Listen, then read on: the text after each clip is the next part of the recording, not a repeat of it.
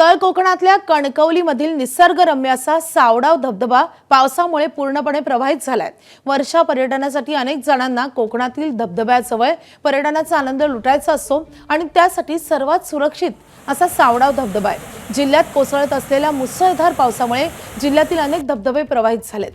गर्द हिरव्यागार वनराईतून फेसाळत कोसळणारा सावडाव धबधबा 60 ते 70 फूट रुंद आणि 30 फूट उंचीच्या काळ्या कातळावरून फेसाळत कोसळतो।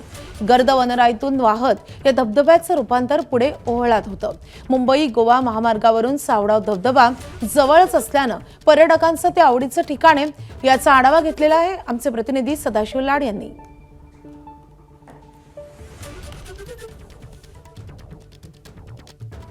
पावसाळ्यात वर्षा पर्यटनाची ओढ प्रत्येक पर्यटकाला असते आणि त्यातच आता वर्षा पर्यटनाला सुरुवात झालेली आहे।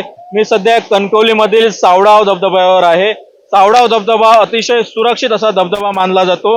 या ठिकाणी जर आपण पाहिलं असेल तर काळ्या कातळावरनं पांढरा शुभ्र फेसाळत हा धबधबा जो आहे तो कोसळतोय आणि सुरक्षित धबधबा असल्यामुळे या ठिकाणी सहकुटुंब सहपरिवार जे आहेत ते पर्यटक या ठिकाणी येऊन पर्यटनाचा मनमुरादपणे आनंद लुटताना दिसत आहेत।